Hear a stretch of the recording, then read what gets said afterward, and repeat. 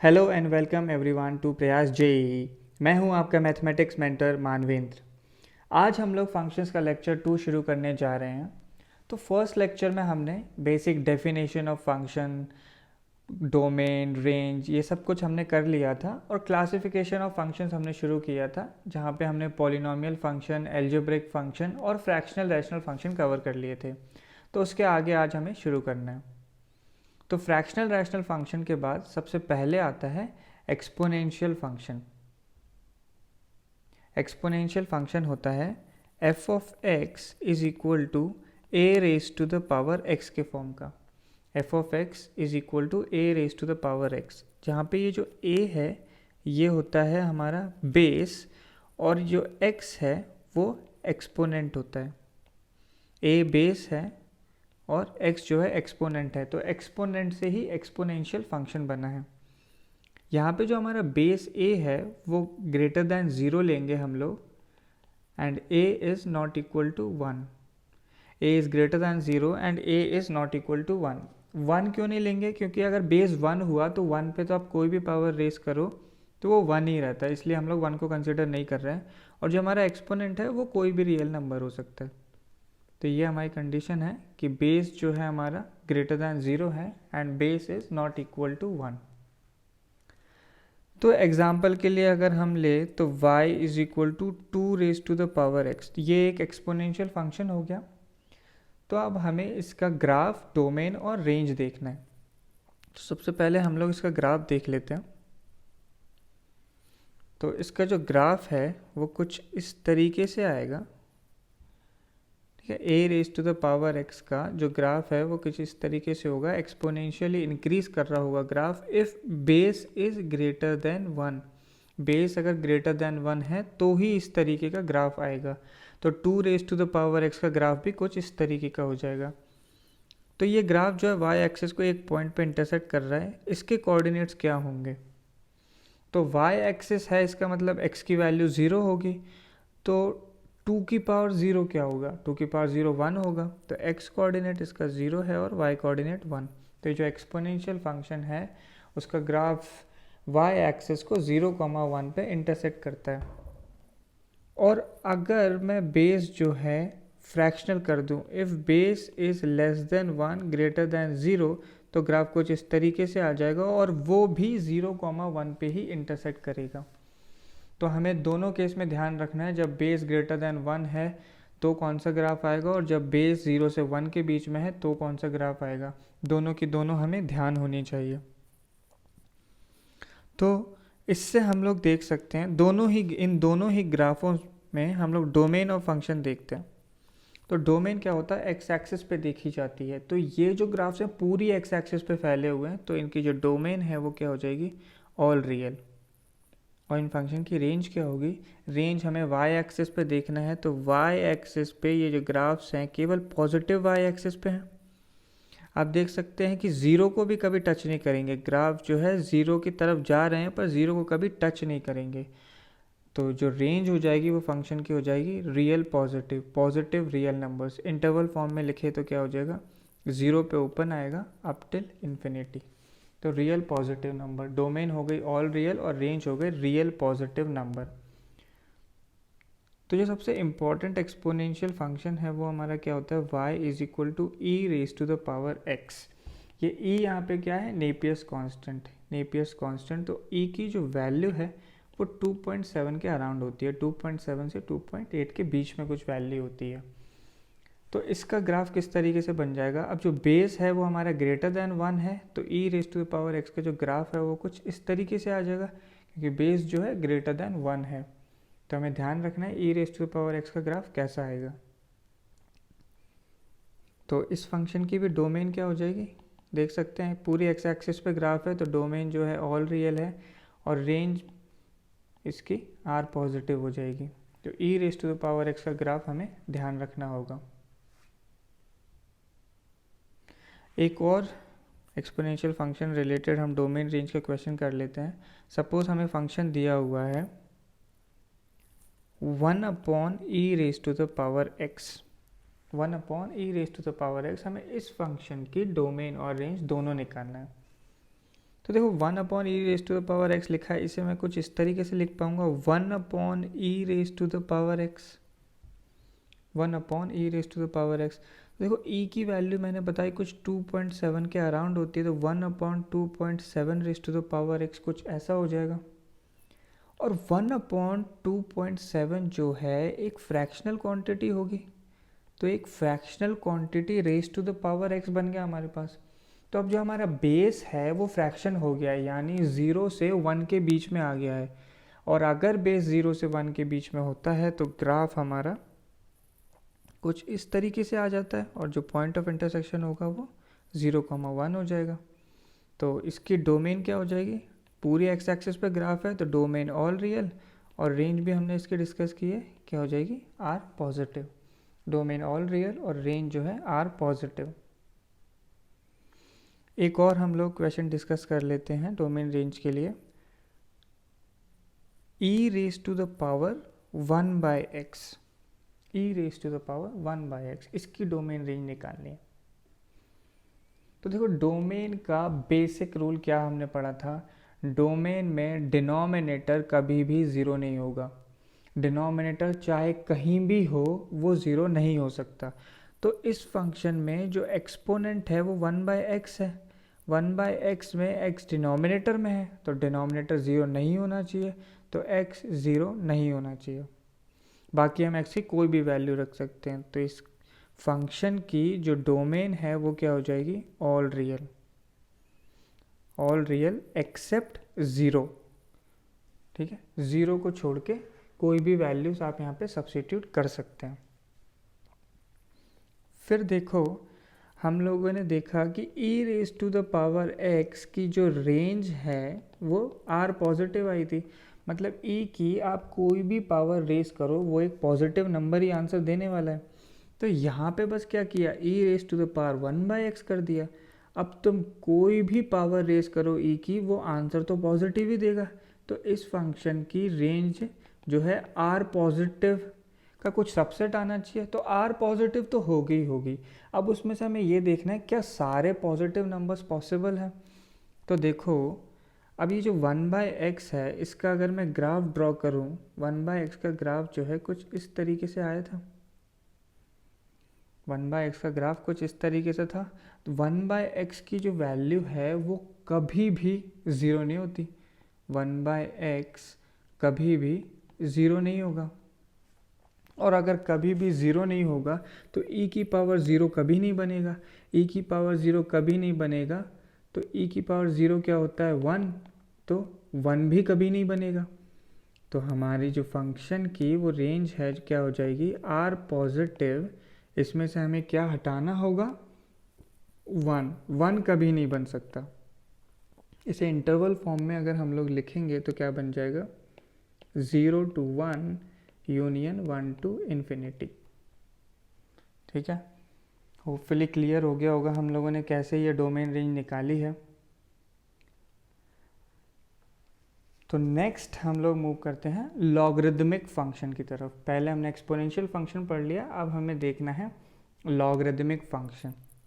तो logarithmic function क्या होता है, y is equal to log of x to the base a, y is equal to log of x to the base a। जो x है यहाँ पे हमारे लॉग का नंबर है, या फिर हम इसे आर्ग्यूमेंट ऑफ लॉग बोलते हैं, और जो a है वो है बेस। तो ये हो गया हमारे पास बेस और ये है आर्ग्यूमेंट।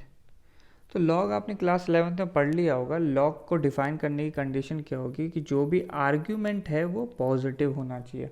तो लॉग केवल पॉजिटिव नंबर्स के लिए डिफाइंड होता है। और बेस पे क्या कंडीशन होती है, base should be greater than 1 and base is not equal to 1।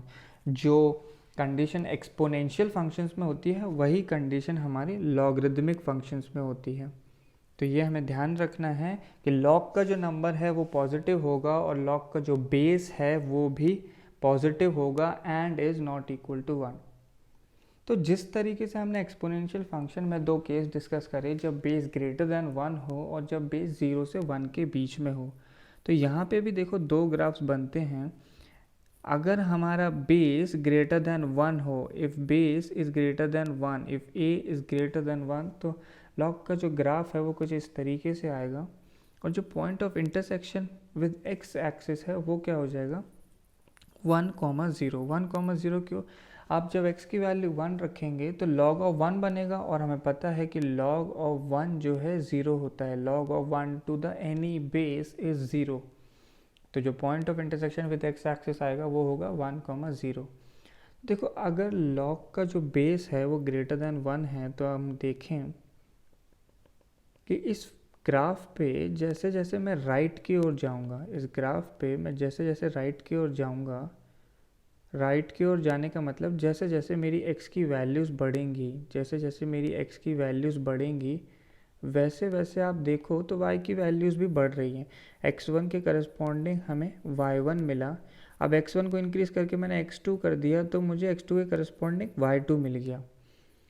तो if x2 is greater then x1, if x2 is greater then x1, और मैंने दोनों साइड क्या किया, log ले लिया, दोनों साइड log ले लिया, सच दैट log का जो बेस है वो ग्रेटर दैन 1 है, तो log ऑफ x2 भी log ऑफ x1 से बड़ा हो जाएगा.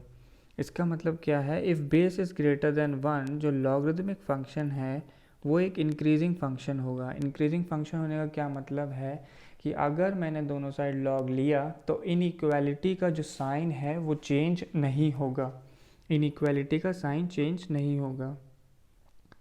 जो log का सेकंड केस है उसका ग्राफ जो है कुछ इस तरीके से आ जाएगा, और x एक्सिस के साथ जो पॉइंट ऑफ इंटरसेक्शन है वो फिर से 1,0 ही होगा.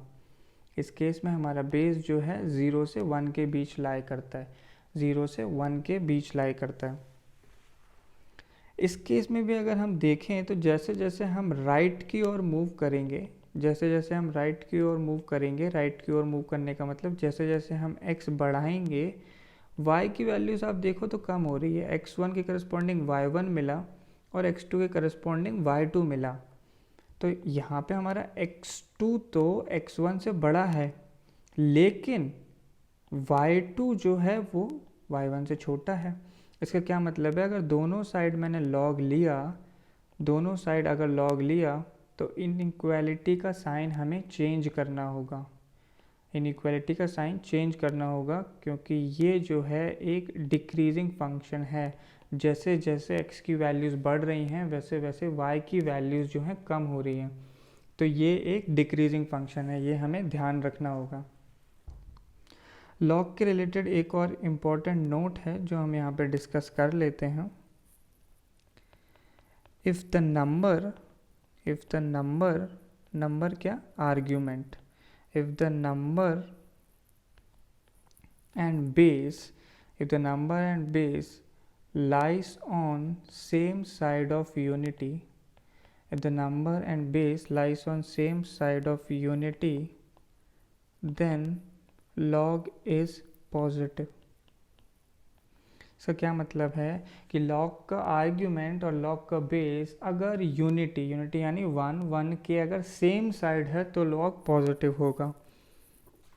तो मैंने अगर ऐसे लिया log 10 टू द बेस 3, तो log 10 टू द बेस 3, 10 और 3 दोनों की दोनों 1 से बड़े हैं, तो बिना सोचे मैं बता सकता हूँ कि ये जो है एक पॉजिटिव क्वांटिटी होगी.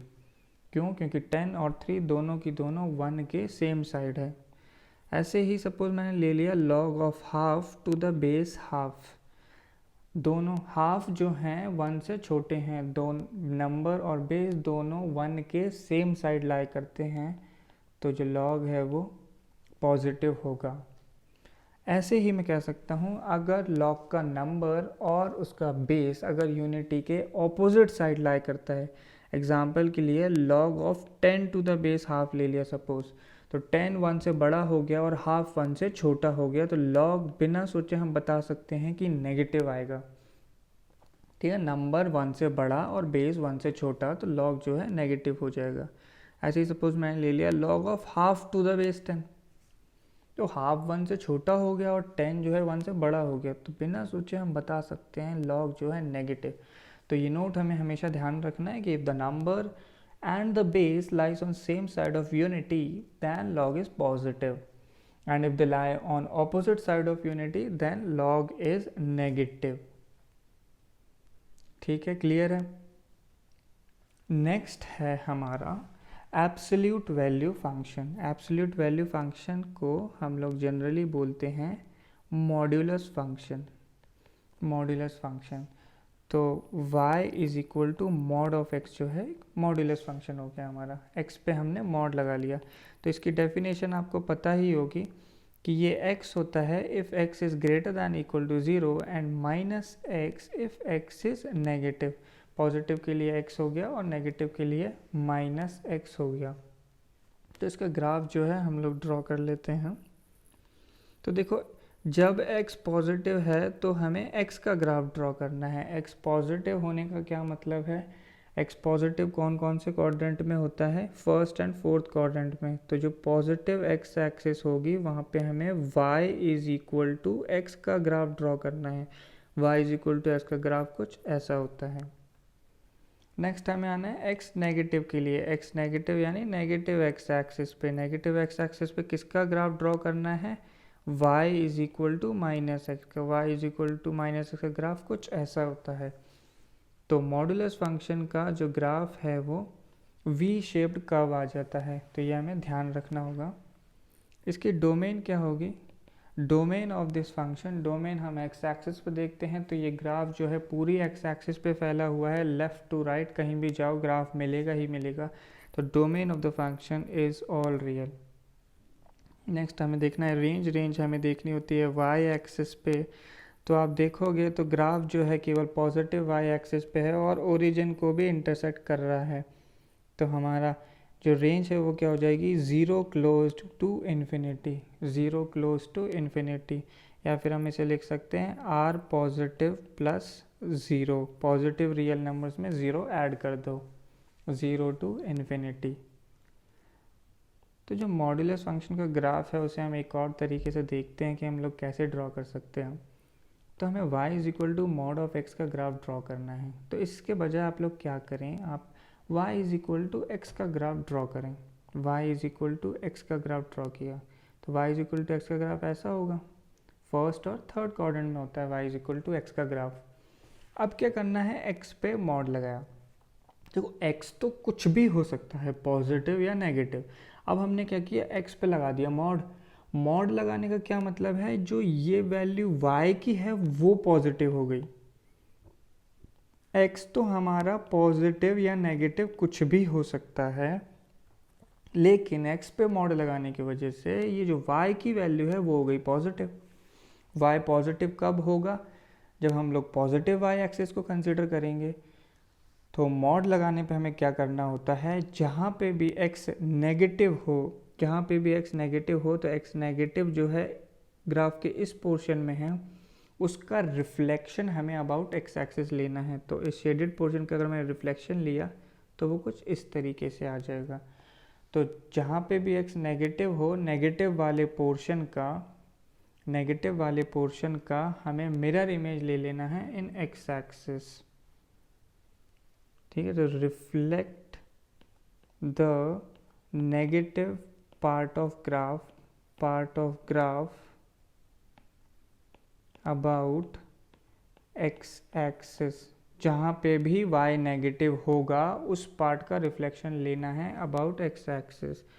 तो रैंडमली मैंने अगर सपोज कोई भी ग्राफ ड्रॉ किया, कोई भी एक ग्राफ मैं ड्रॉ कर देता हूँ। सपोज मैंने ये ग्राफ ड्रॉ कर दिया, मुझे नहीं पता ये किस फंक्शन का ग्राफ है। अगर सब मान लेता हूँ कि ये y is equal to g of x का ग्राफ है, तो अगर मुझे y is equal to mod of g of x का ग्राफ ड्रॉ करना है, मॉड लगाना है, तो क्या करना होगा, जहाँ पे भी y नेगेटिव है उस पोर्शन का रिफ्लेक्शन लेना है अबाउट एक्स एक्सिस। तो ये जो पोर्शन है ग्राफ का, यहाँ पे y की वैल्यूज़ नेगेटिव हैं, तो इसका रिफ्लेक्शन अगर मैं अबाउट y एक्सिस लूँगा तो ग्राफ कुछ ऐसा हो जाएगा। ठीक है, इस चीज़ को हम लोग थोड़ा फर्दर आगे जाके और डिटेल में डिस्कस करेंगे, पर होपफुली यहाँ पे आपको ये चीज़ क्लियर हो ही गई होगी।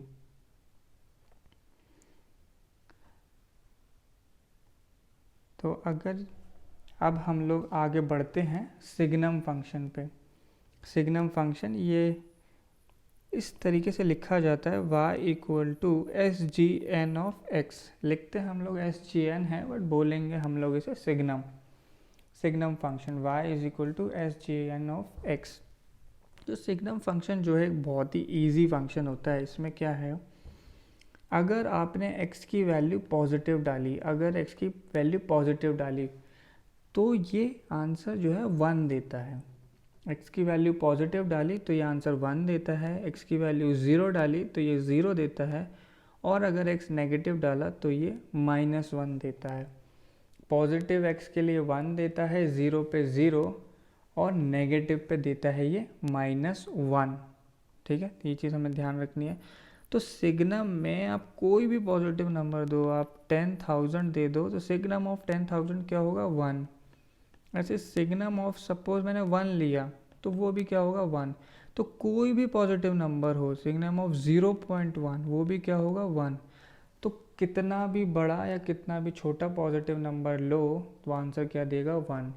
फिर कितना भी बड़ा या कितना भी छोटा नेगेटिव नंबर लो तो वो आंसर क्या देगा हमें, -1।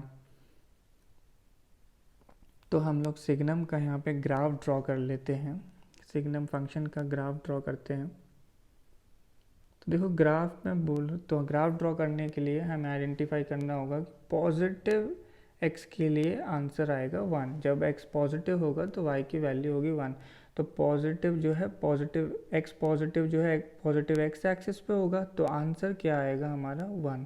तो मैंने यहाँ ग्राफ ड्रॉ कर दिया है। तो आप x की कोई भी पॉजिटिव वैल्यू लो, जो y की वैल्यू है वो कितनी आ जाएगी, 1। अब देखो मैंने यहाँ y एक्सिस पे जो है हॉलो सर्कल ड्रॉ किया है। क्यों, y एक्सिस के करस्पॉन्डिंग x की जो वैल्यू है वो क्या होगी, 0।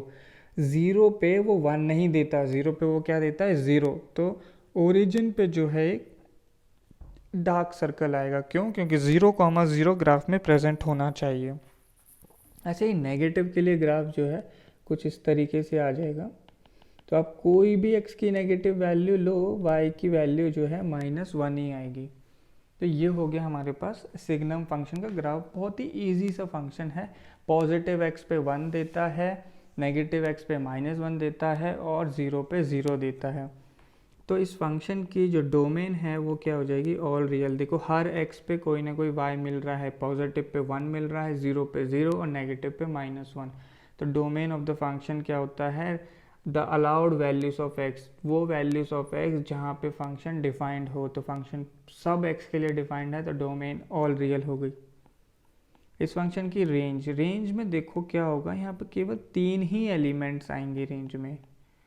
ठीक है, आप x की कोई भी वैल्यू डालो, आंसर जो है या तो 1 होगा या 0 या -1। तो रेंज में केवल 3 एलिमेंट्स होंगे, 1, 0 या -1। देखो सिग्नम फंक्शन को हम लोग एक और तरीके से डिफाइन कर सकते हैं। तो पहले मैं डेफिनेशन लिख देता हूँ, फिर उससे हमें समझ आ जाएगा। सिग्नम फंक्शन को हम ऐसे लिख सकते हैं, x upon mod of x, x upon mod of x if x is not equal to 0।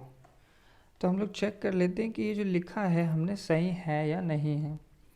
तो देखो x का मैं कोई पॉजिटिव वैल्यू डालता हूँ, x की कुछ पॉजिटिव वैल्यू डालता हूँ। सपोज मैंने 2 डाली, तो सिग्नम ऑफ 2 हमें पता है क्या आना चाहिए, 1 आना चाहिए। 2 एक पॉजिटिव नंबर है तो सिग्नम ऑफ 2 क्या आना चाहिए, 1। x upon mod of x में अगर 2 डाला तो क्या बनेगा, 2 अपॉन मॉड ऑफ 2। तो मॉड ऑफ 2 क्या होगा, 2 अपॉन 2 क्या आएगा, 1। ऐसे ही मैं कोई नेगेटिव वैल्यू लेके देख लेता हूँ। सपोज मैंने -4 लिया, तो सिग्नम ऑफ -4 क्या आना चाहिए हमारे पास, -1। सिग्नम ऑफ -4 क्या आना चाहिए, -1। तो इसमें अगर हम डालें x upon mod of x में -4 तो ये क्या बनेगा, -4 अपॉन मॉड ऑफ -4। तो ऊपर आ गया -4 और मॉड ऑफ -4 क्या होता है, 4 हो जाएगा। आंसर क्या आ गया, -1। देखो 2 डालते ही हमें पता है आंसर 1 आना चाहिए था। x upon mod of x में भी आंसर 1 आ गया।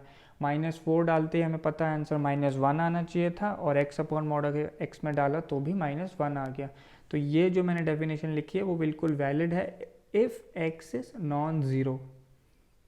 अच्छा, मैं चाहूँ तो इसे ऐसे भी लिख सकता हूँ, mod of x upon x। तो बिल्कुल ऐसे ही एग्जाम्पल लेके आप लोग चेक करके देखना, mod of x upon x भी बिल्कुल ट्रू डेफिनेशन है।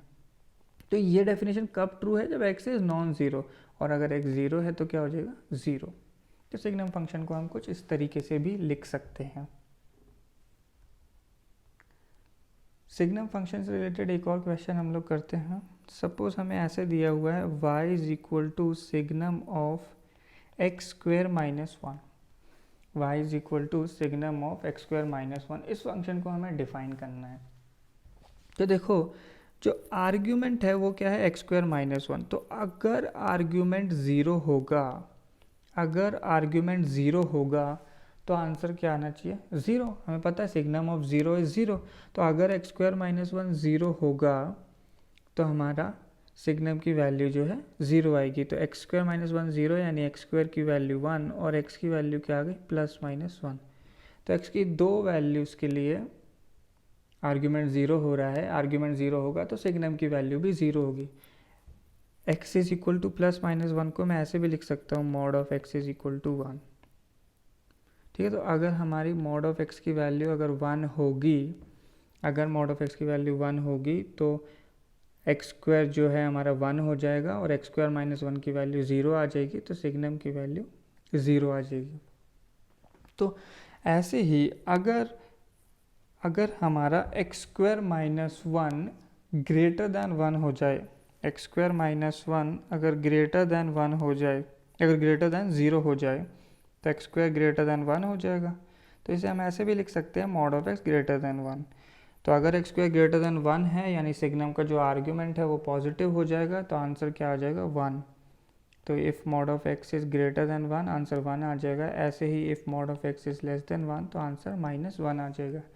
तो जो भी आर्ग्यूमेंट दिया हुआ है उसे आप ज़ीरो करके देखो, उससे ज़ीरो मिल जाएगा, उससे बड़ी वैल्यूज़ पे पॉजिटिव, उससे छोटी वैल्यूज़ पे नेगेटिव।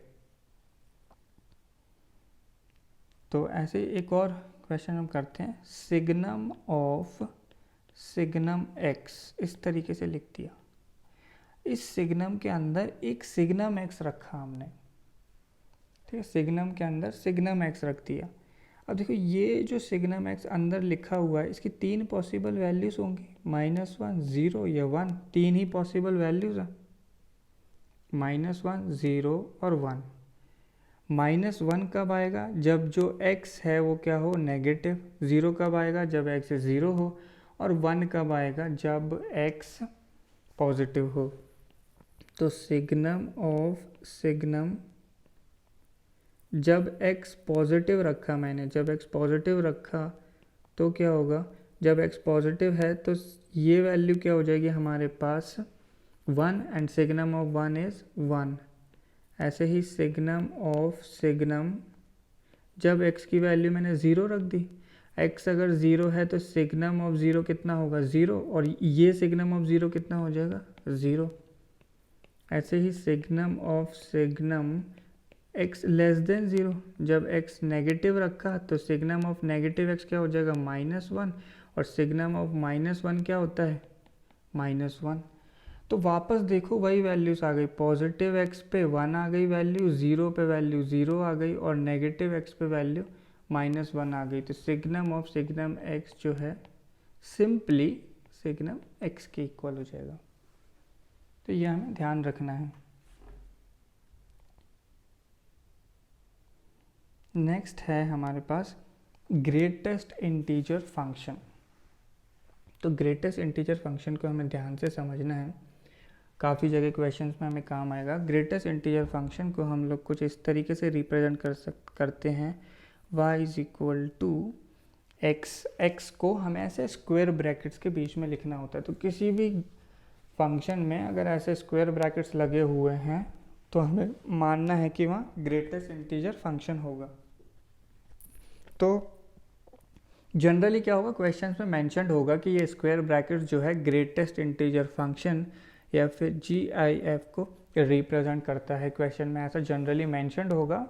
ऐसा हो सकता है कि हम जो क्वेश्चन यहाँ करें उसमें ऐसा मेंशन्ड ना हो। तो ग्रेटेस्ट इंटीजर फंक्शन क्या होता है, it denotes, greatest integer function denote करता है, it denotes the greatest integer, it denotes the greatest integer less than or equal to x, greatest integer less than or equal to x। ठीक है, ये इसकी definition हो गई। GIF represents greatest integer less than or equal to x। तो suppose मैंने कोई number लिया 3.14, तो ग्रेटेस्ट इंटीजर ऑफ 3.14 क्या हो जाएगा, 3.14 से जस्ट छोटे वाला इंटीजर। तो 3.14 से जस्ट छोटे वाला इंटीजर क्या है, 3। सपोज मैंने ले लिया 2.46, तो ग्रेटेस्ट इंटीजर ऑफ 2.46 क्या हो जाएगा हमारे पास, 2.46 से जस्ट छोटा इंटीजर। तो 2.46 से जस्ट छोटा इंटीजर क्या होता है, 2। अच्छा सपोज मैंने लिया -3.14, तो -3.14 से जस्ट छोटा इंटीजर क्या होगा, तो हम लोग ये नंबर लाइन ड्रॉ करके देखते हैं। ऐसे हमारे पास 0 आएगा, कहीं कहीं -1, -2, -3, और यहाँ कहीं हमें मिलेगा -3.14। तो -3.14 से जस्ट छोटा इंटीजर क्या हुआ हमारे पास, -4। तो ग्रेटेस्ट इंटीजर ऑफ -3.14 क्या हो जाएगा हमारे पास, -4। ऐसे ग्रेटेस्ट इंटीजर ऑफ सपोज -2.46 लिया मैंने, -2.46, तो -2.46 कहीं यहाँ आएगा, उससे जस्ट छोटा इंटीजर क्या होगा हमारे पास, -3। ठीक है, तो GIF represents greatest integer less than और equal to x, greatest integer less than और इक्वल टू x। तो ये हमें बिल्कुल ध्यान रखना होगा, ग्रेटेस्ट इंटीजर फंक्शन कैसे निकाला जाता है। तो देखो ग्रेटेस्ट इंटीजर फंक्शन का मतलब है ग्रेटेस्ट इंटीजर लेस देन और इक्वल टू x। इसका क्या मतलब है कि हम लोग x की कोई भी वैल्यू रखें तो कोई ना कोई ग्रेटेस्ट इंटीजर हमें मिलेगा ही मिलेगा। सपोज मैंने 3 ही रख दिया, 3 का ग्रेटेस्ट इंटीजर क्या हो जाएगा, लेस देन और इक्वल टू x आता है, तो इक्वल आ रहा है तो ग्रेटेस्ट इंटीजर ऑफ 3 क्या होगा, 3 ही होगा। ग्रेटेस्ट इंटीजर ऑफ -2 क्या हो जाएगा हमारे पास, ऐसे ही -2 हो जाएगा। तो x की आप कोई भी वैल्यू रखो, y की कोई ना कोई वैल्यू मिल रही है, तो y is equal to greatest integer of x की जो डोमेन है वो क्या हो गई, ऑल रियल। और हमें पता है कि जो आंसर है वो कोई ना कोई इंटीजर ही आएगा, तो रेंज क्या हो जाएगी, इंटीजर्स। डोमेन ऑल रियल और रेंज क्या हो जाएगी, इंटीजर्स। ऐसे एक और फंक्शन हम लोग लिख लेते हैं, उसकी डोमेन रेंज हमें निकालनी है। y is equal to 1 upon greatest integer of x, 1 upon greatest integer of x। ये कैसे निकाला जाएगा, तो हमें पता है कि ग्रेटेस्ट इंटीजर ऑफ x जो है 0 नहीं होना चाहिए। 0 क्यों नहीं होना चाहिए, क्योंकि ये डिनोमिनेटर में है, और डिनोमिनेटर कभी भी 0 नहीं होना चाहिए किसी भी फंक्शन में।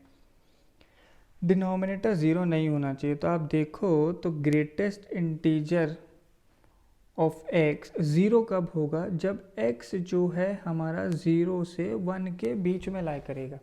देखो ग्रेटेस्ट इंटीजर ऑफ 1 तो 1 हो जाएगा, 1 से जस्ट छोटी अगर मैंने x की वैल्यू करी, उससे जस्ट छोटा इंटीजर क्या होगा, 0। तो ग्रेटेस्ट इंटीजर इस केस में हमारे पास 0 होता है, जब x जो है 0 क्लोज से 1 में आएगा। तो हमारा आंसर क्या हो जाएगा, डोमेन क्या हो जाएगी, ऑल रियल। ऑल रियल में से आप ये वाला इंटरवल सब्ट्रैक्ट कर दें, तो अगर हम लिखें तो क्या बनेगा, -∞ to 0 union 1 to infinity, -∞ to 0 union 1 to infinity। तो ये जो है हमारी डोमेन हो जाएगी। इसको हम ऐसे भी लिख सकते थे, ऑल रियल। ऑल रियल में से आपको क्या हटाना था, 0 क्लोज टू 1। ये हमारी डोमेन ऑफ फंक्शन हो गए।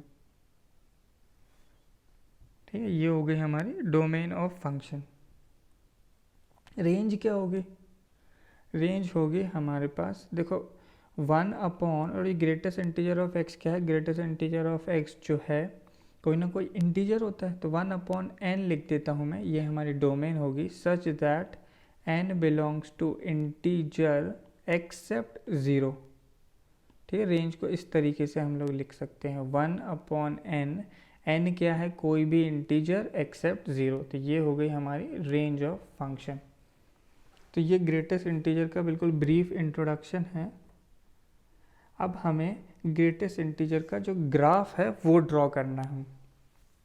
तो ग्राफ ड्रॉ करने के लिए देखो, अभी हमने देखा अगर हमारे पास x जो है 3 से 4 के बीच में आ जाए, 3 से 4 के बीच में आ जाए, यानी x is of the form, मतलब कोई नंबर अगर मैं सोचूं इस इंटरवल में तो जैसे 3.28 हो गया, 3.50 हो गया, इन सब का जो ग्रेटेस्ट इंटीजर है वो क्या आ जाएगा हमारे पास 3।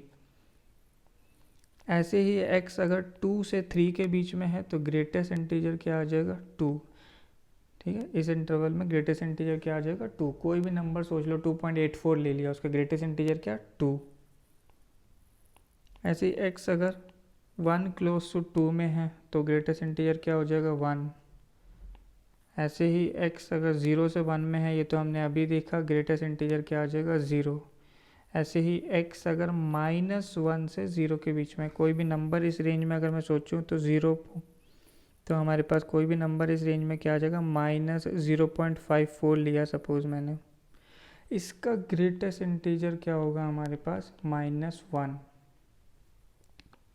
एक और इंटरवल चूज़ कर लेते हैं -2 से -1, तो यहाँ पे ग्रेटेस्ट इंटीजर क्या आ जाएगा -2। तो ये हमारे पास x के कुछ इंटरवल्स हैं और उन पे ग्रेटेस्ट इंटीजर की वैल्यू है, इसको यूज़ करके हम लोग ग्राफ ड्रॉ कर सकते हैं। देखो फर्स्ट देखो मैं देखता हूँ 0 से 1 के बीच में ग्रेटेस्ट इंटीजर ऑफ x की वैल्यू जो है 0 है, यानी y की वैल्यू जो है 0 है। तो ये हो गया हमारा 0 से लेके 1 का इंटरवल, 0 से लेके 1 का इंटरवल, उसमें y की वैल्यू मैंने 0 कर दी, y की वैल्यू 0 मतलब x एक्सिस ही आ गई। यहाँ पे जो है हॉलो सर्कल मुझे लगाना होगा 1 पे, क्यों? क्योंकि 1 देखो आप इनइक्वालिटी में क्लोज नहीं लगा है, और 0 पे जो है मैंने डार्क सर्कल लगाया, क्लोज सर्कल लगाया। नेक्स्ट देखो 1 से 2 में, जब x 1 से 2 है तो ग्रेटेस्ट इंटीजर की वैल्यू 1 है, यानी y की वैल्यू जो है 1 है। तो एक स्टेप ऊपर आके हमें ग्राफ ड्रॉ करना होगा। तो देखो 1 से 2 में जो y की वैल्यू है वो 1 हो गई। ऐसे ही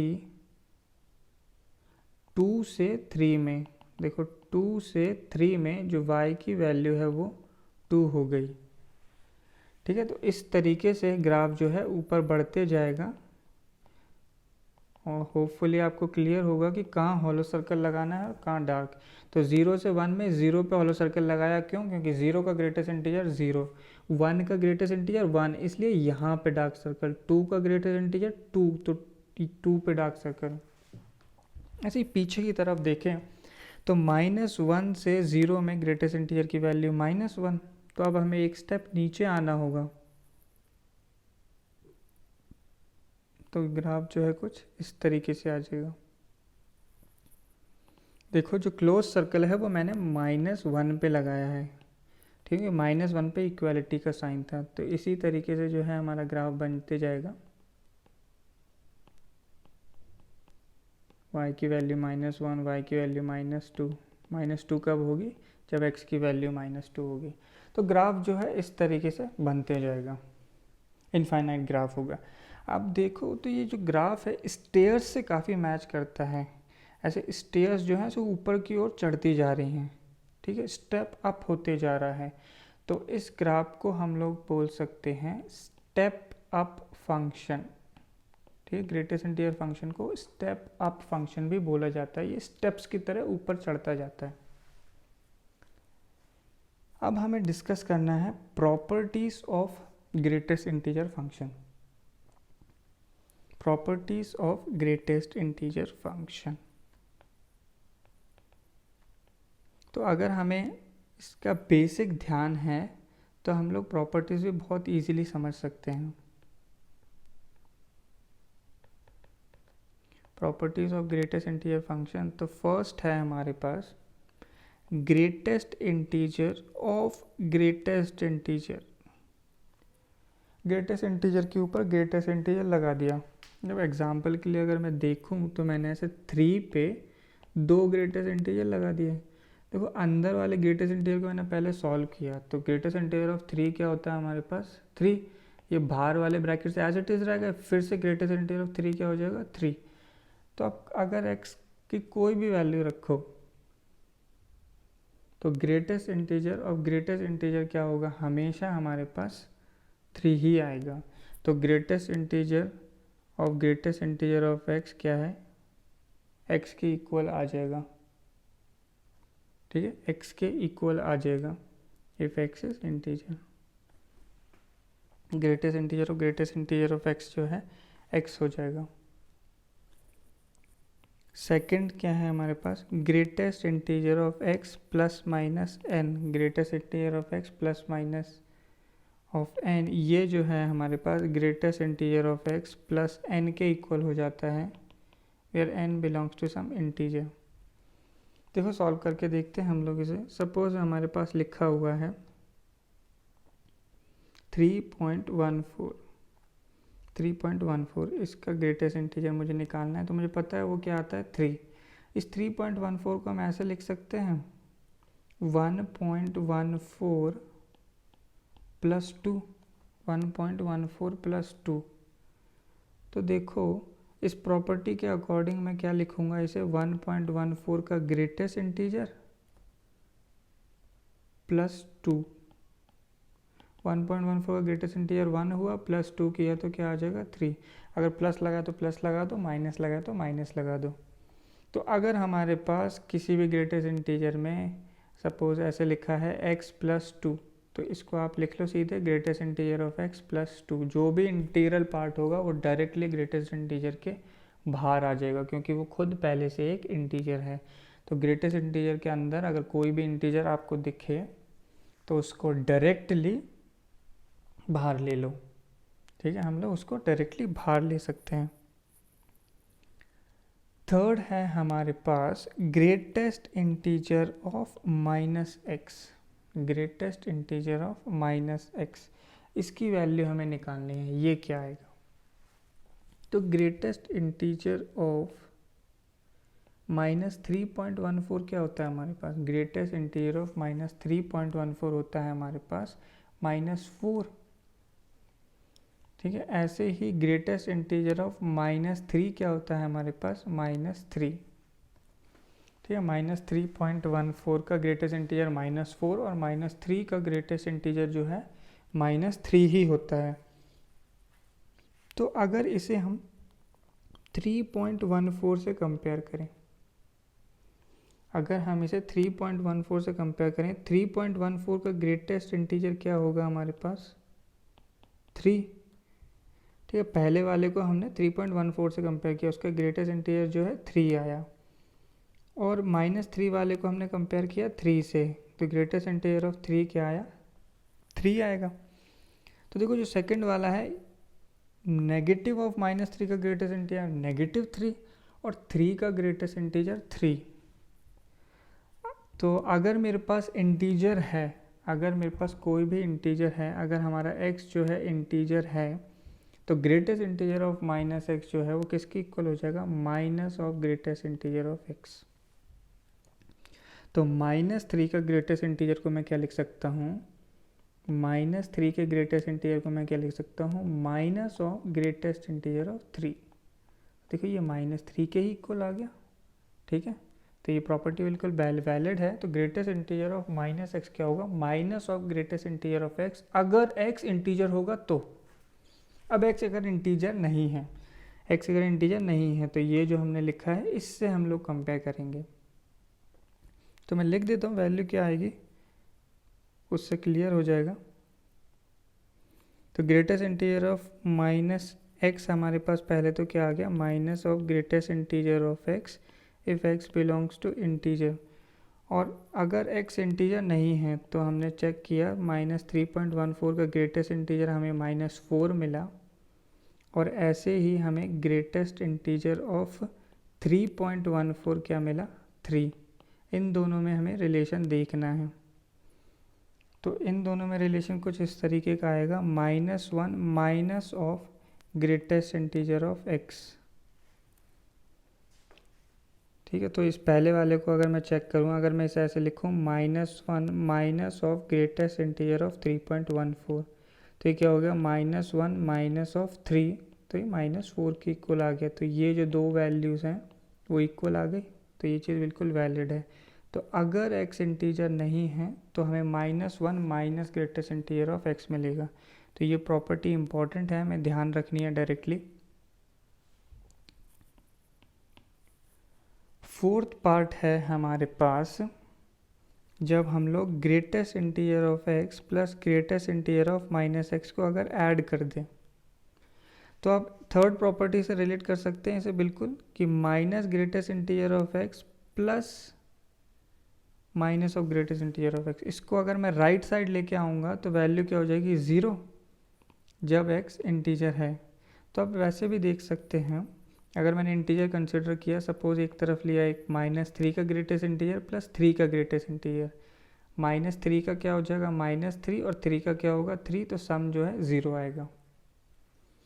और अगर ये इंटीजर नहीं है तो एक तरफ मैंने लिया -3.14 और एक मैंने लिया 3.14, तो -3.14 का ग्रेटेस्ट इंटीजर -4 और 3.14 का ग्रेटेस्ट इंटीजर 3, सम किया तो क्या आएगा -1। तो अगर इंटीजर नहीं है तो वैल्यू क्या आएगी हमारे पास -1 हमेशा। तो ये 4 इंपॉर्टेंट प्रॉपर्टीज़ हैं ग्रेटेस्ट इंटीजर की, हमें डायरेक्टली ध्यान रखनी है। ग्रेटेस्ट इंटीजर फंक्शन की तरह ही नेक्स्ट है हमारे पास fractional part function. Fractional part function पढ़ने के लिए पहले मैं आपको एक रिलेशन बताता हूँ कि किसी भी नंबर को 3.14 ही मैंने फिर से लिया, सपोज 3.14 है, उसे मैं ऐसे लिख सकता हूँ 3 + 0.14, 3 + 0.14। कोई एक और नंबर ले लिया, सपोज 2.58, इसे हम लिख सकते हैं 2 + 0.58, 2 + 0.58। कोई नेगेटिव नंबर कंसिडर करते हैं, सपोज हमने लिया -3.14, -3.14, इसको हम ऐसे लिख सकते हैं -4 + 0.86, -3.14 + 0.86। ठीक है, आप सम करके देखो, ये -3.14 ही आ रहा होगा। तो मेरे कहने का क्या मतलब है, अगर कोई भी नंबर मुझे x दिया है, कोई भी नंबर मुझे x दिया है, तो मैं उसे ऐसे लिख सकता हूँ उसका greatest integer plus some fraction, और फ्रैक्शन भी प्रॉपर फ्रैक्शन।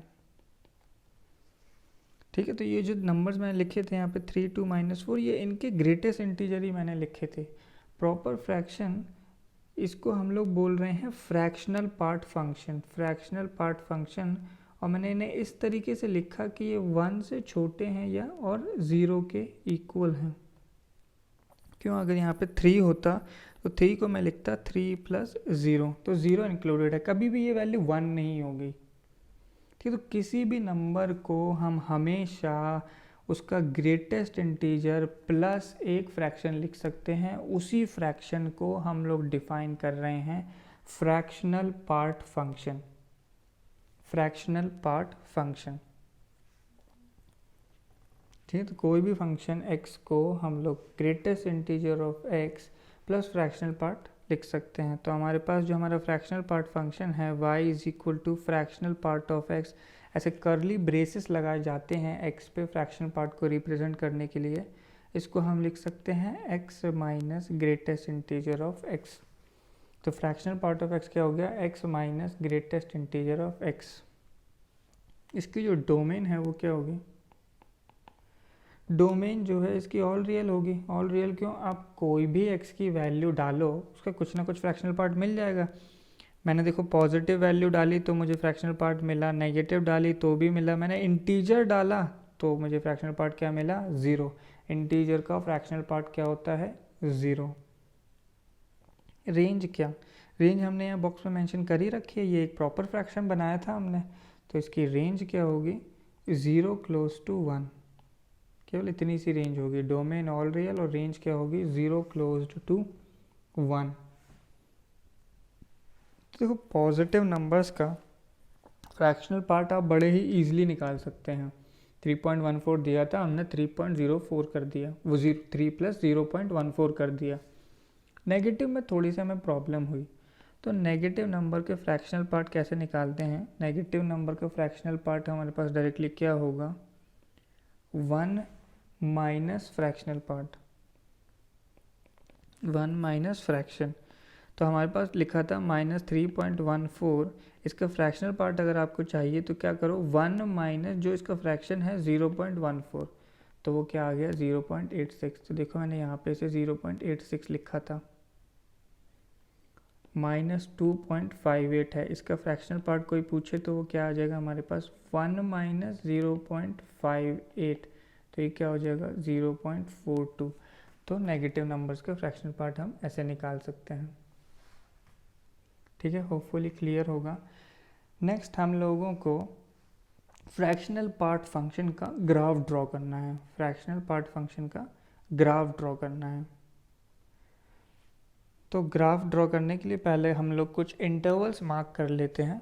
कोई भी रैंडम इंटरवल्स आप मार्क करो।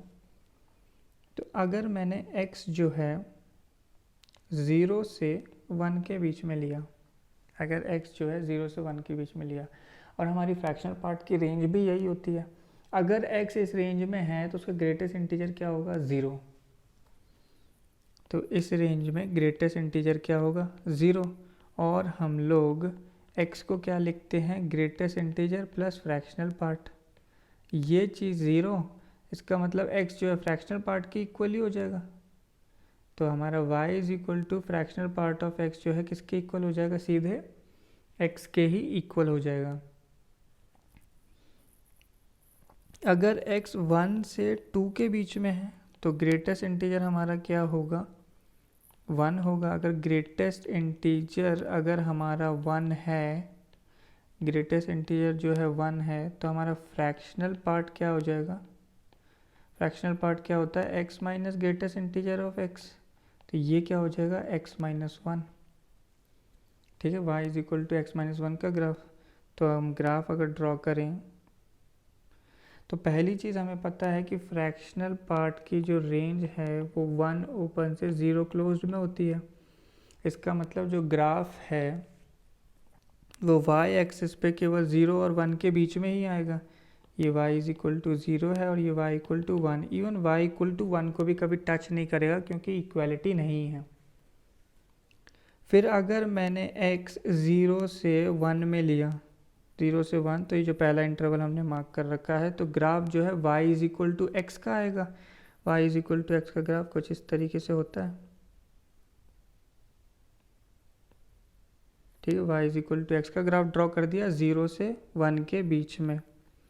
ये एंगल जो है 45 डिग्री होता है। यहाँ पे देखो मैंने हॉलो सर्कल लगाया y इज इक्वल टू 1 पे, क्योंकि फ्रैक्शनल पार्ट की वैल्यू 1 नहीं हो सकती। तो 0 से 1 में ऐसे स्ट्रेट लाइन आ जाएगी। फिर 1 से 2 में देखें हम, 1 से 2 में y equal to x minus 1 की लाइन आ जाएगी। उसको आप ड्रॉ करके देखोगे तो वो कुछ ऐसी होती है, y is equal to x minus 1 की लाइन। हमें जो है वो लाइन केवल y इक्वल टू 0 और y इक्वल टू 1 के बीच में ड्रॉ करनी है। तो जो फ्रैक्शनल पार्ट का ग्राफ है वो कुछ इस तरीके से होता है, और ऐसे इनफाइनाइट पैरेलल लाइंस आती जाती हैं हमारे पास। तो ये y इक्वल टू एक्स था, y equal to x minus 1 है, ये हो जाएगा y equal to x minus 2। ऐसे ही पीछे भी हमारे पास ग्राफ बनेगा। तो -1 पे जो वैल्यू है वो क्या हो जाएगी, इस राइट में जाने पे सब्ट्रैक्ट हो रही थी वैल्यूज़, लेफ़्ट में जाने पे जो है वैल्यूज़ ऐड हो जाएंगी। अगर नहीं समझ में आ रहा हो तो आप इंटरवल लिख सकते हैं, और इंटरवल लिख के आपको पता चल जाएगा। ठीक है, तो इस तरीके का ग्राफ होता है, रिपीटिंग ग्राफ है। 1 के इंटरवल के बाद 0 से 1 का जो ग्राफ है, आप एक एक यूनिट आगे शिफ्ट कर दो तो हमें फ्रैक्शनल पार्ट का जो है ग्राफ मिल जाता है। तो इस तरीके से हम लोग इसका ग्राफ ड्रॉ करते हैं। इसकी भी कुछ बेसिक प्रॉपर्टीज़ हम लोग डिस्कस कर लेते हैं। कुछ बेसिक प्रॉपर्टीज़, तो फर्स्ट प्रॉपर्टी है फ्रैक्शनल पार्ट। फर्स्ट प्रॉपर्टी है fractional part plus minus n. Fractional part plus minus n. अगर हम लोग फ्रैक्शनल पार्ट के अंदर कुछ एन रख दें where n belongs to integer, तो हमने देखा कि जो इंटीजर का फ्रैक्शनल पार्ट है वो क्या होता है 0। किसी भी इंटीजर का फ्रैक्शनल पार्ट 0, तो अगर अंदर इंटीजर लिखा है तो उसे डायरेक्टली हटा दो। इसका क्या मतलब है कि कोई तुमसे पूछे कि 3.14 का फ्रैक्शनल पार्ट क्या है, तो क्या करो, जो इंटीग्रल पार्ट है वो हटा दो। तो 3.14 को हम लिख सकते हैं 3 + 0.14। तो आप 3 हटा दो, आप 0.14 का फ्रैक्शनल पार्ट बताओ, वो डायरेक्टली क्या होता है 0.14। तो अगर फ्रैक्शनल पार्ट के अंदर कोई इंटीजर है तो उसे हम डायरेक्टली हटा सकते हैं। नेगेटिव x का फ्रैक्शनल पार्ट, तो अगर नेगेटिव होता है तो हमने डिस्कस किया था पिछली स्लाइड में कि वो 1 minus fractional part of x के इक्वल होता है। 1 माइनस फ्रैक्शनल पार्ट के equal if x does not belong to integer. Third property कि अगर हमने fractional part of x plus fractional part of minus x अगर ऐड कर दिया, fractional part of x plus fractional part of minus x अगर add कर दिया, तो अगर x इंटीजर है तो नेगेटिव हो या पॉजिटिव हो फ्रैक्शनल पार्ट 0, तो इन दोनों का फ्रैक्शनल पार्ट 0 होगा, सम क्या है 0 आ जाएगा। और अगर x इंटीजर नहीं है, तो पिछली प्रॉपर्टी देखो, पिछली प्रॉपर्टी में बस हमें इस टर्म को राइट लेफ्ट में ले जाना है, वैल्यू क्या आ जाएगी 1। तो ये 3 बेसिक प्रॉपर्टीज़ हैं फ्रैक्शनल पार्ट फंक्शन की, ये हम लोगों को याद रखनी है। फ्रैक्शनल पार्ट फंक्शन के बाद है आइडेंटिटी फंक्शन। अपने आप में क्लियर है, identity function y is equal to x is called identity function. ठीक है, केवल एक ही फंक्शन होता है y is equal to x, इसे आइडेंटिटी फंक्शन बोलते हैं। इसका ग्राफ जो है इस तरीके से आ जाएगा हमें, y is equal to x, तो इसकी स्लोप क्या होगी 1 होगी, और जो एंगल है वो कितना हो जाएगा पॉजिटिव एक्स एक्सिस के साथ 45 डिग्री। ठीक है, तो ये था आइडेंटिटी फंक्शन। नेक्स्ट है हमारे पास कांस्टेंट फंक्शन। कांस्टेंट फंक्शन क्या, कुछ भी ऐसे ले लिया y is equal to some constant value, इसे कांस्टेंट फंक्शन बोल दिया। Example y is equal to 4, y is equal to 3, ऐसे कुछ भी ले लो तो ये constant function. y is equal to c ले लिया सपोज मैंने, और उसके ग्राफ अगर मैं ड्रॉ करूँगा तो ऐसे कोई y is equal to c value आ जाएगी, और straight line parallel to x axis, simply constant function. अच्छा, कांस्टेंट फंक्शन बहुत आसान है, कोई एक ही वैल्यू हमें मिलने वाली है y की। अच्छा, एग्जांपल के लिए देखेंगे कांस्टेंट फंक्शन बन कैसे कैसे सकते हैं। तो एक एग्जांपल मैं ले सकता हूँ, y is equal to fractional part of greatest integer of x। इस तरीके से फंक्शन ले लिया, फ्रैक्शनल पार्ट लगाया पहले, फिर ग्रेटेस्ट इंटीजर लगा दिया। तो देखो ये फ्रैक्शनल पार्ट, ये जो फ्रैक्शनल पार्ट है वो हमारे पास 0 से 1 के बीच में होता है। फ्रैक्शनल पार्ट 0 से 1 के बीच में, और 0 से 1 की वैल्यू का अगर आप ग्रेटेस्ट इंटीजर लोगे तो वो क्या आएगा 0। तो देखो एक function y is equal to 0 define करने के लिए मैं कैसे कैसे लिख सकता हूँ। तो ये एक और एग्जाम्पल ले लेते हैं, y is equal to sine square x plus cos square x. अब हमें पता है sine square x plus cos square x क्या होता है 1, तो ये एक कांस्टेंट फंक्शन है। ठीक है, इस तरीके से लिख सकते हैं हम लोग। तो ये कुछ कांस्टेंट फंक्शंस के जो हैं हमारे पास एग्जांपल्स हो गए हैं।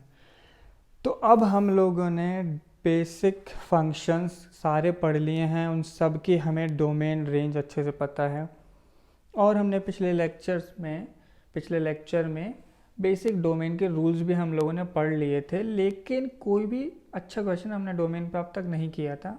तो डोमेन रिलेटेड अब हम लोग कुछ क्वेश्चंस कर लेते हैं यहाँ पे।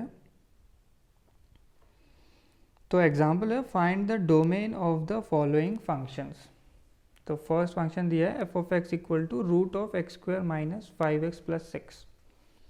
तो अगर आप लास्ट लेक्चर में रूल्स फॉर फाइंडिंग डोमेन्स को रिविजिट करेंगे तो फर्स्ट पॉइंट क्या लिखा था कि term under even root is greater than equal to 0।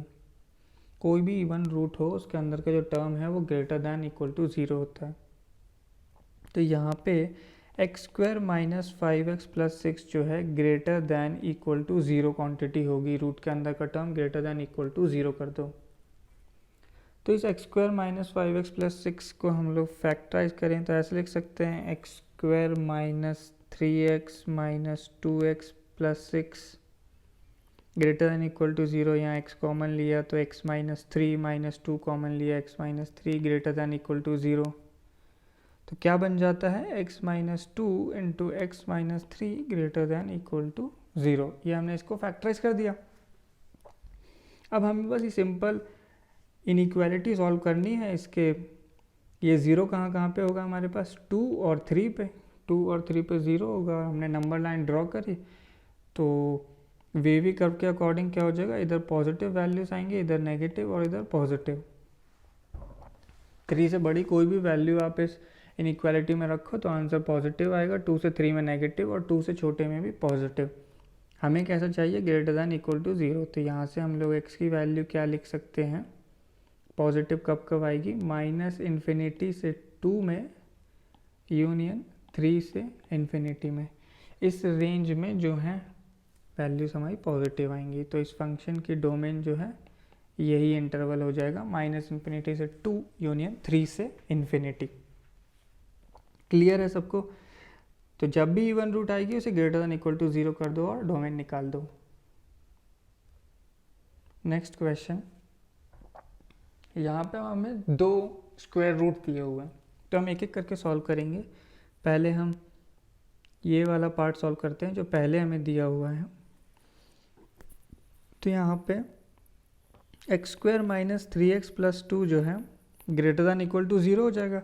Root के अंदर का term greater than equal to 0 करना है। इसको अगर फैक्टराइज करोगे, फैक्टराइज आप लोग करके देखो splitting the middle term method से, तो ये क्या बनेगा हमारे पास, x - 2 × x - 1 बनेगा। ठीक है, नंबर लाइन पे प्लॉट किया कि ये कब कब 0 होगा, तो वैल्यूज़ क्या आ जाएंगे हमारे पास, 1 और 2, पॉजिटिव नेगेटिव पॉजिटिव। हमें क्या चाहिए, ग्रेटर दैन इक्वल टू 0। तो x की वैल्यू क्या आ जाएगी यहाँ, -∞ से 1 closed union 2 close to infinity. तो ये क्लोज्ड का क्लियर होगा आपको शायद कॉन्सेप्ट, क्योंकि इनइक्वालिटी में ग्रेटर दैन इक्वल टू 0 लगा है, तो जहाँ 0 होगा उस पर क्लोज लगाना होगा हमें। नेक्स्ट हमें दिया है 1/रूट। तो देखो दो चीज़ें हैं, रूट के अंदर का टर्म तो हमें क्या करना होता है, greater than equal to 0, but यहाँ पे हम इक्वल टू 0 नहीं ले सकते हैं। क्यों नहीं ले सकते, क्योंकि रूट जो है डिनोमिनेटर में है और डिनोमिनेटर कभी भी 0 नहीं होना चाहिए। तो रूट कभी 0 नहीं होना चाहिए, तो रूट के अंदर का टर्म भी कभी 0 नहीं होना चाहिए। तो हम क्या सॉल्व करेंगे यहाँ पे, x² - 3x - 4 ग्रेटर दैन 0 को सॉल्व करेंगे। इसको फैक्टराइज करके बनेगा x - 4 × x + 1 greater than 0। Plot किया तो एक फैक्टर आ रहा है -1, एक आ रहा है 4, तो क्या बन जाएगा, पॉजिटिव नेगेटिव पॉजिटिव आ जाएगा नंबर लाइन पे। x की वैल्यू निकालें तो वो क्या बनेगी, -∞ से -1 पे जो है क्लोज्ड नहीं आएगा। क्योंकि इक्वालिटी नहीं है 0 पे, यूनियन 4 टू इन्फिनिटी। ठीक है, अब इन दोनों का हमें क्या करना है, इंटरसेक्शन लेना है। ठीक है, ये हम लोगों ने रूल्स फॉर फाइंडिंग डोमेन में पढ़ा था। अगर दो फंक्शंस का सम है तो दोनों के डोमेन का इंटरसेक्शन। फाइनल आंसर आप इंटरसेक्शन लेके देखो तो क्या बनेगा हमारे पास, x belongs to -∞ to -1 union 4 to infinity. ठीक है, इंटरसेक्शन लेने पे ये आंसर आ जाएगा हमारे पास।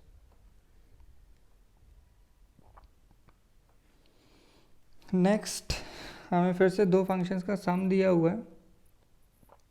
जो पहला फंक्शन है वो क्या है, रैशनल फंक्शन है, सेकंड जो है लॉगरिदमिक फंक्शन है। तो इस पहले फंक्शन में न्यूमरेटर अपॉन डिनोमिनेटर की फॉर्म है।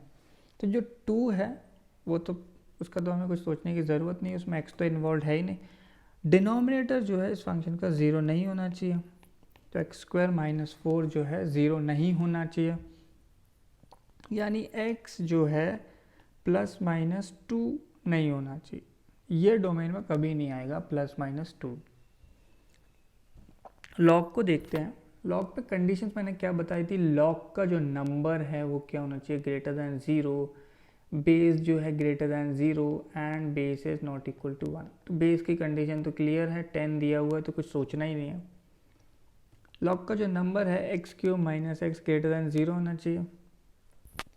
x कॉमन लिया तो क्या लिख सकते हैं, एक्स स्क्वायर माइनस वन आ जाएगा ब्रैकेट में। इसको फर्दर फैक्टराइज करें तो क्या लिख सकते हैं, x minus one into x plus one greater than zero. Number line पे रूट्स प्लॉट किए तो क्या आ जाएंगे, minus one, zero and one.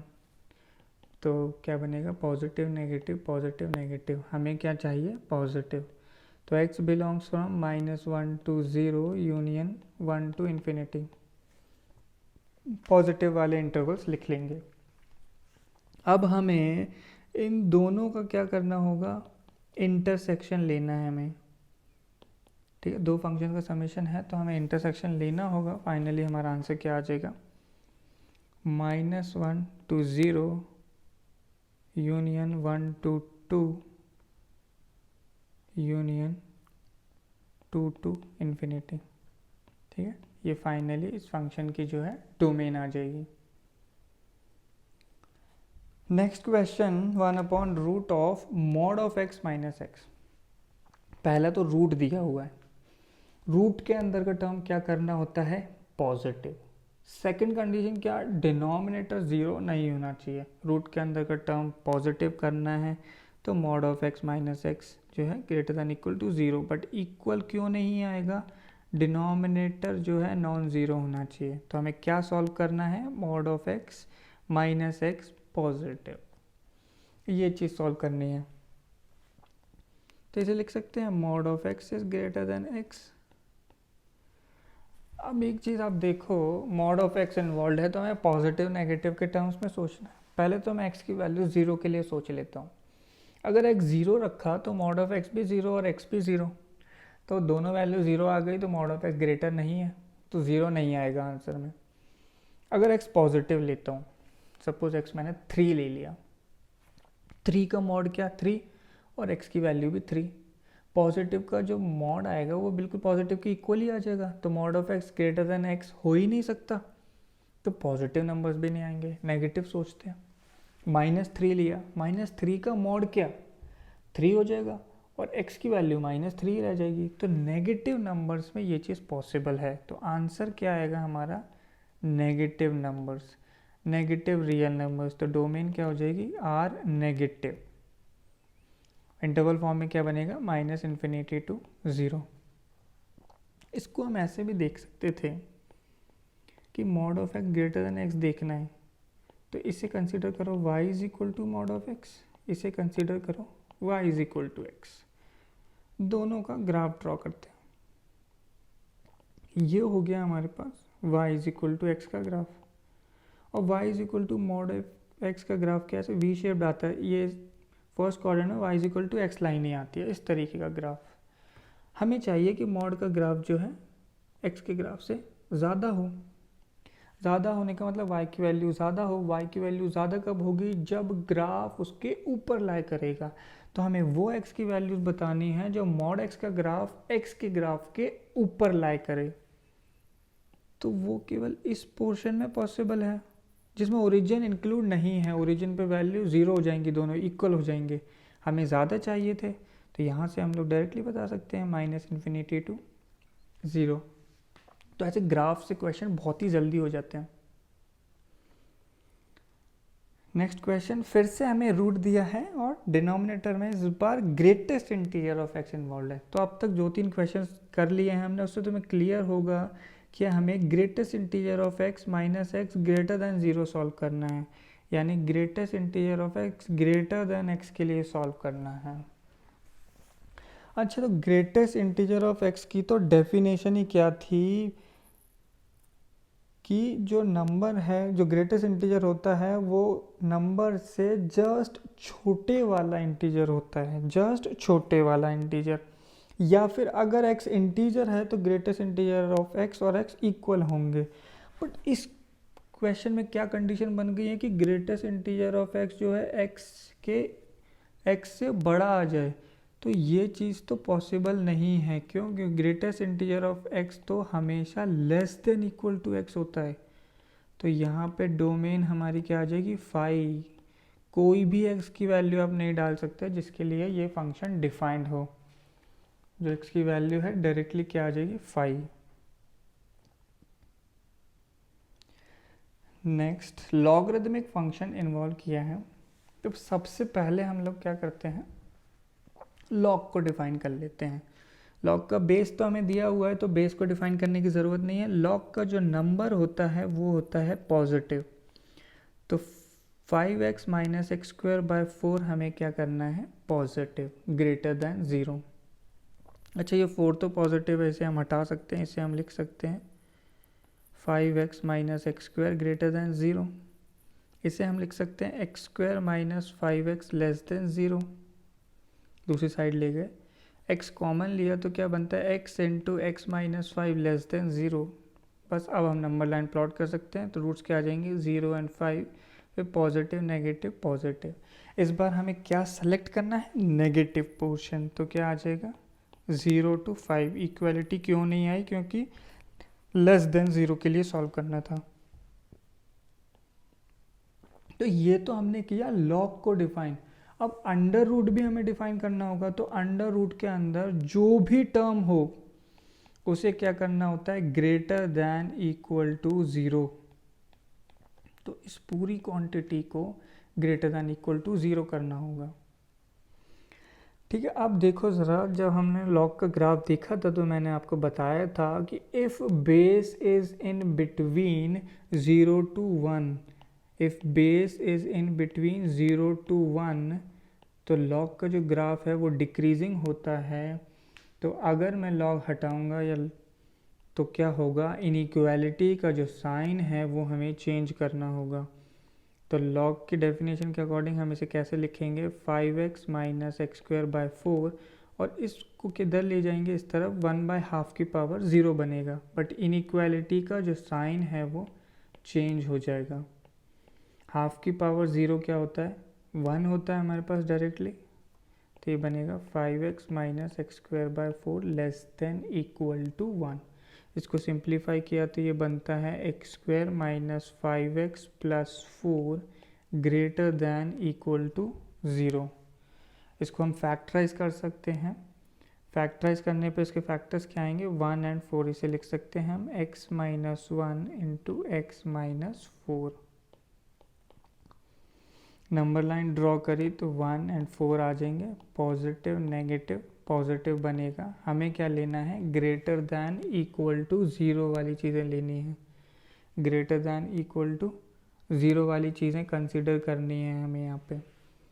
तो क्या आ जाएगा, x belongs to minus infinity to 1 closed union 4 closed to infinity. Closed क्यों आ रहा है, क्योंकि इक्वालिटी लगी हुई थी।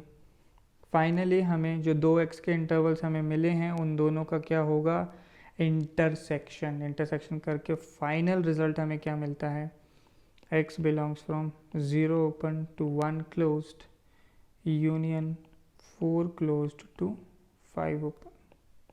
ठीक है, तो ये हमारा कॉमन पार्ट आ जाएगा, x की कॉमन वैल्यूज, और ये हमारी इस फंक्शन की डोमेन हो जाएगी। क्लियर हो गया सबको। Next question, f of x is equal to root of cos of sine x. Cos of sine x, root के अंदर जो भी क्वांटिटी है उसे डायरेक्टली हमें क्या करना होता है, ग्रेटर दैन इक्वल टू 0। ठीक है, होपफुली आप लोगों को कॉस ऑफ एक्स का ग्राफ याद होगा। कॉस एक्स का ग्राफ जो है कुछ इस तरीके से होता है हमारे पास। ये वैल्यू 0 होती है, ये π/2 और ये -π/2। तो अब देखो ज़रा, ये जो कॉस के अंदर साइन एक्स लिखा है, ये जो साइन एक्स है वो हमारे पास 1 से -1 के बीच की कोई क्वांटिटी होती है। ये साइन एक्स की रेंज होती है, हमें पता है 1 से -1 के बीच में। और जो कॉस एक्स का ग्राफ मैंने ड्रॉ किया है उसमें मैंने π/2 -π/2 मेंशन किया है। π/2 कितना हो गया हमारे पास, 1.57, और साइन एक्स की वैल्यू 1 होती है।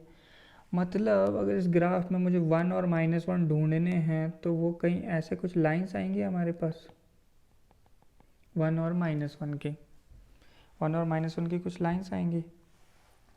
अच्छा, अब जो रीजन इन दो लाइंस के बीच में है वो कुछ इस तरीके से होगा।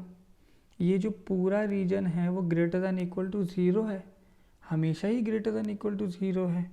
तो इस गिवन फंक्शन की जो डोमेन है वो क्या हो जाएगी, x belongs to all real. कोई भी x की वैल्यू रखो तो साइन x जो है -1 से 1 के बीच में आएगा, और cos ऑफ -1 और 1 जो है हमेशा ग्रेटर दैन इक्वल टू 0 होता है। ठीक है, क्लियर है सबको। Next, f of x equal to 3 log दिए हुए हैं हमें यहाँ पे। तो ये क्वेश्चन बड़ा ही अच्छा है, हम लोग एक एक करके इन लॉग्स को डिफाइन करेंगे। पहले log 4 को देखो, log 4 के रिस्पेक्ट में ये जो पूरा नंबर लिखा है ये log का आर्ग्यूमेंट है। log की डेफिनेशन क्या होती है, log का argument should be positive, base should be greater than 0 not equal to 1। तो बेस तो 4 दिया है, सोचना ही नहीं है। तो log का जो आर्ग्यूमेंट लिखा हुआ है उसको हमें क्या करना होगा, ग्रेटर दैन इक्वल टू 0 के लिए सॉल्व करना होगा। ठीक है, ये हो गया हमारा फर्स्ट लॉग डिफाइंड। अब सेकंड लॉग को देखो, ये जो log टू द बेस 2 है उसके रिस्पेक्ट में ये जो log x बेस हाफ लिखा हुआ है वो log का नंबर है, तो वो भी डिफाइंड होना चाहिए, वो भी पॉजिटिव होना चाहिए। एक कंडीशन हमारे पास कुछ इस तरीके से आ जाएगी। अब हम थर्ड लॉग की ओर मूव करते हैं। थर्ड लॉग है log x to the base half. इसका जो आर्ग्यूमेंट है वो x है, जो x है वो क्या होना चाहिए, पॉजिटिव। तो हमारे पास 3 कंडीशन आ गई, इन 3 कंडीशंस को हमें सॉल्व करना है। तो यहाँ से हमने ये जो बेस 2 है इसको रिमूव किया, तो ये इधर जाके राइट हैंड साइड जाकर 2 की पावर 0 बन जाएगा, और बेस जो है 1 से बड़ा है, इंक्रीजिंग है, तो इनइक्वालिटी का साइन चेंज नहीं होगा। तो ये बनेगा log to the base half x greater than 2 की पावर 0। तो ये हो गया log of x to the base half greater than 1। अब इस हाफ को राइट हैंड साइड ले जाऊंगा तो ये हाफ की पावर 1 बनेगा, लेकिन जो log का बेस है वो लेस देन 1 है, तो इनइक्वालिटी का जो साइन है वो चेंज हो जाएगा। तो x is less than half की पावर 1, तो x is less than half हो जाएगा हमारे पास। तो यहाँ से x लेस देन हाफ आ गया। सेकंड कंडीशन, बेस जो है हाफ है, राइट हैंड साइड जाएगा तो हाफ के पास 0 बनेगा, बट इनइक्वालिटी का साइन चेंज होगा। क्यों? क्योंकि बेस इज लेस देन 1, तो x जो है लेस देन हाफ की पावर 0 बन जाएगा, तो x इज लेस देन 1 बन जाएगा। थर्ड कंडीशन क्या है हमारे पास, directly x is greater than 0। तो इन तीनों का अगर मैं इंटरसेक्शन लूँगा तो क्या है, x ग्रेटर देन 0 आ रहा है, हाफ से कम है, 1 से कम है, तो डेफिनेटली हाफ से कम ही होगा। तो हमारी डोमेन क्या आ जाएगी, x belongs to 0 to half. ठीक है, क्लियर है सबको? होपफुली सबको डोमेन निकालना आ गया होगा। कुछ और क्वेश्चंस हम आगे करेंगे डोमेन के, तो और भी कॉन्सेप्ट्स क्लियर हो जाएंगे। तो आज का लेक्चर हम बस यहीं ख़त्म करते हैं। होपफुली आपको सब कुछ समझ में आया होगा। अगर ये लेक्चर आपको अच्छा लगा हो तो please hit the like button, और इस लेक्चर सीरीज़ की रेगुलर अपडेट्स के लिए please subscribe to this channel and share the video with your friends and classmates. और अगर आप कोई भी फीडबैक देना चाहते हो या लेक्चर रिलेटेड कोई भी डाउट्स आपके हों तो आप कमेंट सेक्शन में पूछ सकते हैं। Thank you.